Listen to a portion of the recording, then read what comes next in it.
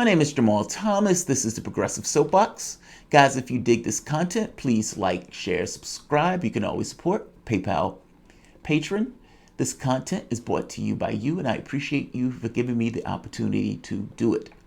It's late night. The door goes off sometimes late, and I was sitting here trying to write my last. Trying to write my last video. It was taking a little bit longer to write it, not to mention to cut it. And by the time I finished cutting it, it was late. So I do think that last video was dramatically important because people need to realize that what Trump is about to do here is about to hit one side of the political spectrum and one side of the demographic spectrum, or two sides of the demographics, while not necessarily hitting his base, at least not hitting his base equally.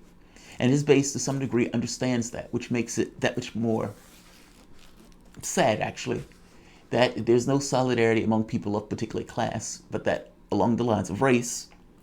And look, to be honest, and political lines, this is what we are going to encounter. So let's start here. Donald Trump makes the decision to reopen the economy. Now, I'm showing this because I want you to understand that the majority of the public, 7 out of 10, said, don't do this. Trump is doing it anyway. Let's hear him. I think that as far as the task force, Mike Pence and the task force have done a great job, but we're now looking at a little bit of a different form, and that form is safety and opening, and we'll have a different group probably set up for that. Are you saying mission accomplished? No, not at all. The mission accomplished is when it's over. When it's over, Jim, mission accomplished. Mostly. And I just said it today. I used the word for the first time, I think, in terms of what we're doing. I'm viewing our great citizens of this country, to a certain extent and to a large extent, as warriors. They're warriors. We can't keep our country closed. We have to open our country. Well, now it's time to open it up. And you know what? The people of our country are warriors, and I'm looking at it. I'm not saying anything is perfect, and yes, will some people be affected? Yes. Will some people be affected badly? Yes. But right there, they're warriors. They're warriors. He's putting a political spin on it. They're warriors. They're going to get out there and fight. 7 out of 10 is like, yeah, we don't really want to do that. I mean, we don't really want to fight this stuff. We kind of just want to live and not die. So you would think that this would have political consequences. So first, let's go to the first poll. This is civics. And this is daily costs. Now, look at Trump for the moment. Favorability. Trump, 43%. Democrats, 4. Republicans, 89. 11. Independents, 43. Unfavorable, 55. People who dislike him really dislike him. Democrats hate his guts at 95%. Republicans, 8% unfavorable. Republicans love him. Now, when you get into white, 53% favorable. Black, 8%. Hispanic, 23%. That's to some degree affected. Other, 41%. Not bad. Unfavorable. Black, 91%. Hispanic, 75%. And white, 45%. Those numbers are to some degree ghastly. 5 to 49, the number starts to go up. By the time you get to 65, he overtakes Biden. And he creeps up on Biden at 50 to 64. All right, let's go to Biden. Biden's number, favorability, 34%. Let me repeat that. Biden's favorability, 34%. Now, just for comparison, Donald Trump's, 43%. That number is ghastly. That number is ghastly. 56% unfavorable. Trump, 55%. Joe Biden even beats Trump in unfavorable numbers. Now, what was this last week or last month? Trump, -12. Biden, -22. -22. -22. Yes, that's a painful number. That's a painful number. There's no way to hide that number. That's just a painful number. But there's a quirk in this number that it's not all bad for Joe Biden. And if I'm being honest, for Donald Trump, it makes him look that much worse in some weird way. So right here, when you get down to it, 34% is horrendous. Democrats, 68 are favorable. Now, when you look at Trump's, Republicans, 89. 89. Now, understand what's happening here. 25% of Democrats want Joe Biden replaced because of the Tara Reid allegations. They don't want to vote for a guy who they consider to be a rapist. Let's just be honest. That's what it boils down to. Now, I said the problem with the Tara Reid thing is not so much that the Democrats are going to abandon Joe Biden. I would never believe that. They would do whatever moralizing they need to do to make that work. The problem becomes with independents and people who may lean Democrat that actually have some level of integrity, who can't bring themselves to make that vote. Maybe they were sexually harassed. Maybe they were sexually abused. Maybe they were earnest about it and not like a Alyssa Milano that kind of just flickers back and forth, or Elizabeth Warren that flickers back and forth, or Abrams that flickers back and forth, or a Kirsten Gillibrand that flickers back and forth depending upon whether or not the party is disadvantaged. My thought is it's going to suppress the vote to some degree, whatever that percentage is. And if this is a close election, depending on where it is, it can spell disaster. Keep in mind, in order for Joe Biden to win, the vote total needs to increase. Hillary Clinton was winning in many of these swing states by double digits and then end up losing at the election. Joe Biden can win with 3 million more votes and still lose this race because, again, these races are won by national polls, and you take states and those states are accumulated for a win. So don't get it twisted looking at the polls and be like, oh, Joe Biden is going to... It doesn't work that way. It's the national polls lie. But my only basic point is this is horrendous. And when you look at favorability of Trump for Democrats versus favorability of Biden, 68%, like I said, 25% want Joe Biden replaced. Also, when you get into favorability of Trump on one of the other polls, it was 94%. So that gives you some notion of where people are with Biden.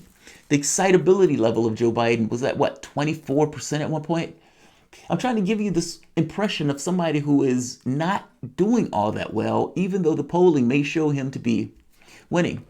When you ask the secondary question of if the election was held today, despite Joe Biden being considered by 25% wanting him out, they still line up and give him the vote total over Trump by 3 points.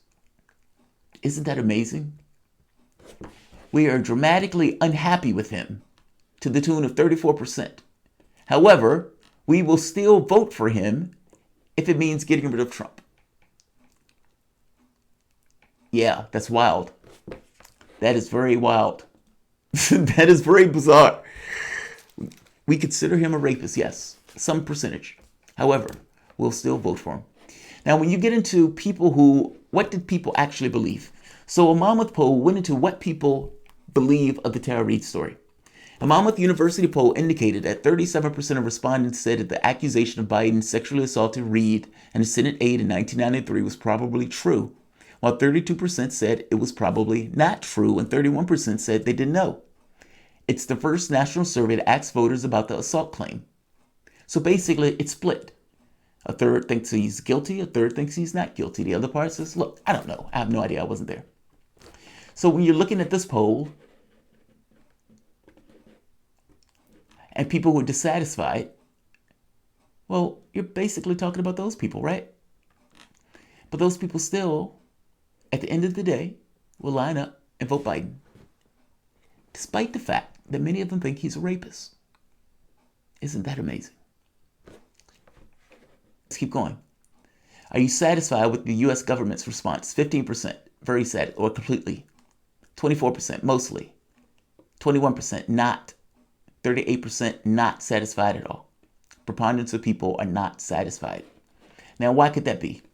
You have 30 million jobs lost, 10 million or more issues of healthcare that are lost, and that number is probably going to go up, especially when the job numbers continue to go up from the standpoint of losses.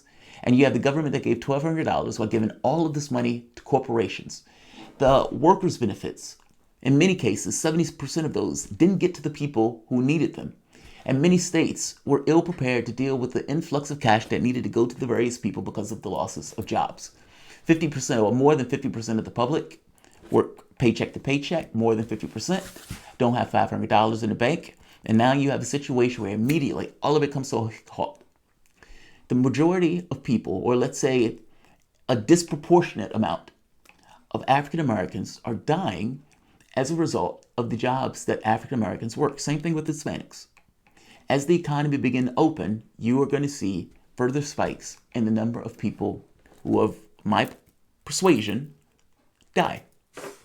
Whatever the additional conditions and everything else that's associated with it that predisposes African Americans to dying from this, it's there.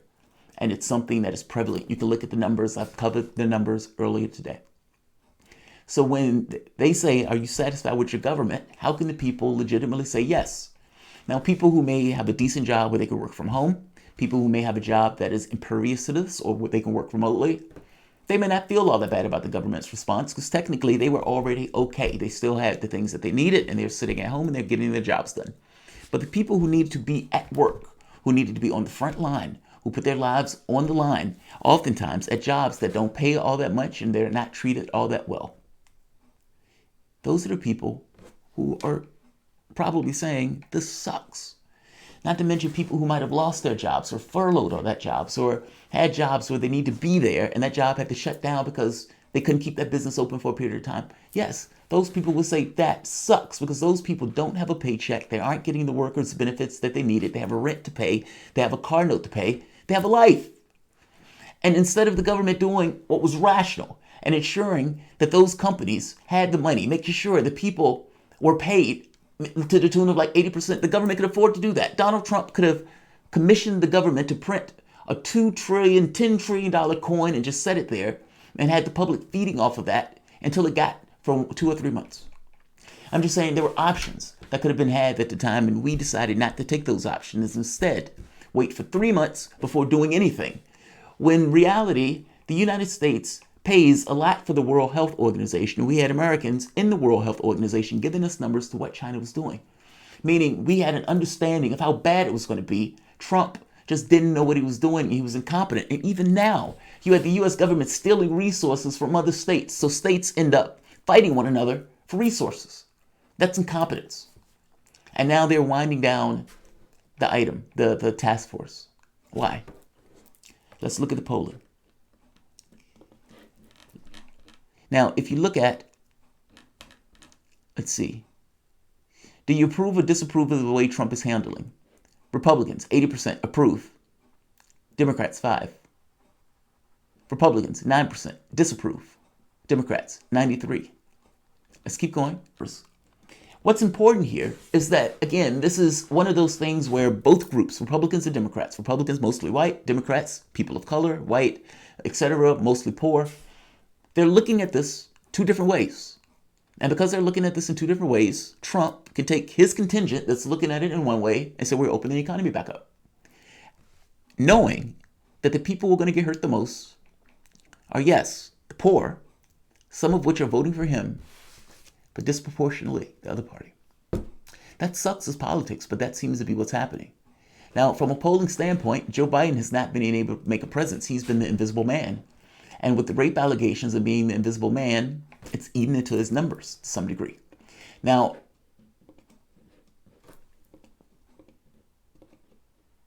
yeah, I'll leave it at that. I don't want this one to be too long, but it's important to understand why Biden numbers are that low and why Trump is taking the policies that he's taking right now and opening the economy where people think, oh my God, that's insane. It's only insane if you are one of the people that are going to get hurt by it. But if you're part of the ownership class that's putting money in their pockets, if you're part of the class that won't necessarily have to go and work at those shops, but you may be able to work at home while somebody else does work at those shops, then you may not be all that off-put if you don't think that this is going to affect you personally all that dramatically in the way he opens this. Like, share, subscribe. Thanks all.